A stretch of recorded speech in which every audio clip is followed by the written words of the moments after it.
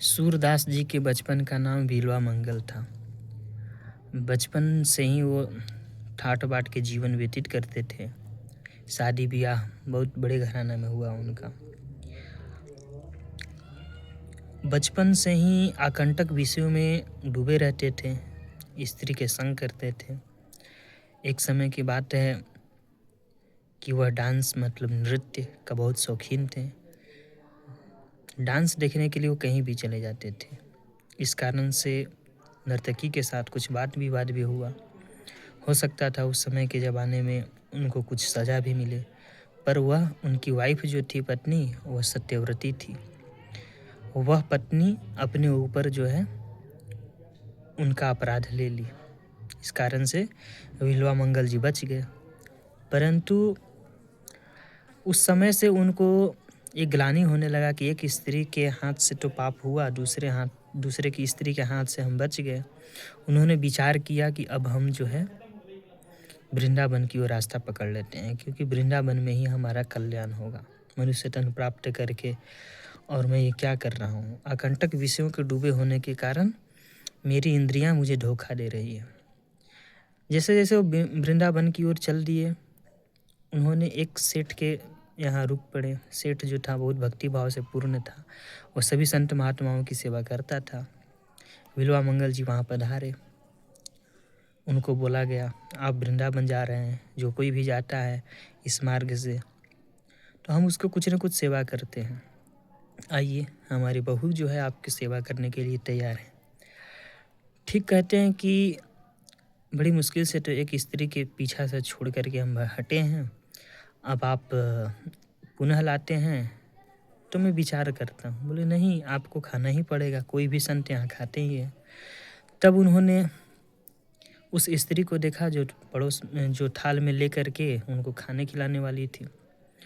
फिर उन्होंने कहा, माता जी आप एक और काम करिए कि सुई और धागा लाइए। तो बोले सुई धागा क्या करेंगे आप महात्मन? बोले सुई धागा हमारी प्रेम टूट चुकी है, हमें उसे ही सीना है। तो बोले कि ठीक है, जो आपकी इच्छा। सुई और धागा वो दे दिए। सुई धागा जैसे ही दिए, वो अपने आँख में सुई चुभो लिए।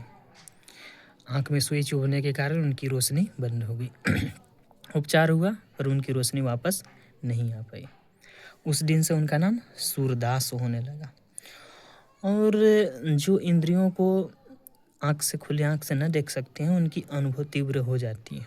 उन्होंने कहा, इन आँखों ने बहुत धोखा दिया, हमें बार बार छला। इस कारण से हम अब भगवान का भजन एक इंद्रियों के बिना भी कर सकते हैं। श्री कृष्ण गोविंद हरे मुरारे अपना भजन चिंतन करते वृंदावन की ओर चल दिए। जैसे जैसे वो जाने लगे, रास्ते बागीचे में उनको एक कुआं मिला और कुआं में आग तो था नहीं, वो गिर गए।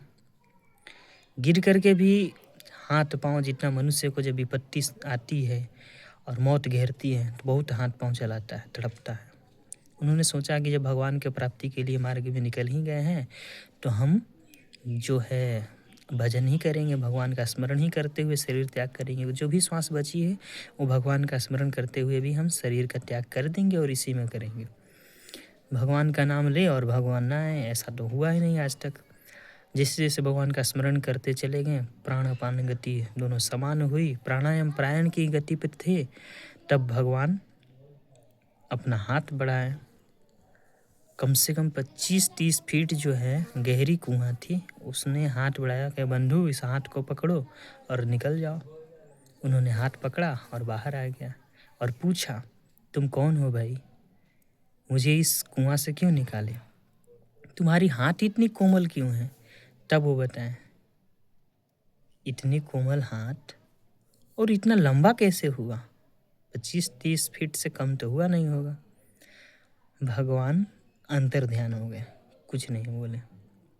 तब बोले, इतनी बड़ी हाथ और इतना कोमल हाथ किसी और मनुष्य का नहीं हो सकता है। आप योगेश्वर हैं, भगवान हैं, आप हमसे दूर क्यों जा रहे हैं? उसी समय वो अनुभव दृष्टि से प्रथम दोहा बोले, बाँह छुड़ाए जात हो निर्बल जान जो मोहे, हृदय से जब जाओगे सबल समझूंगा तोहे। मुझे निर्बल जान करके आप बाँह छुड़ा करके जा रहे हो, हम सबल तब समझेंगे जब हृदय से चले जाओगे। तो जो हृदय से भजन करता है भगवान उसे मिलते ही हैं, और मिलते ही नहीं उसी के हृदय में बसते हैं।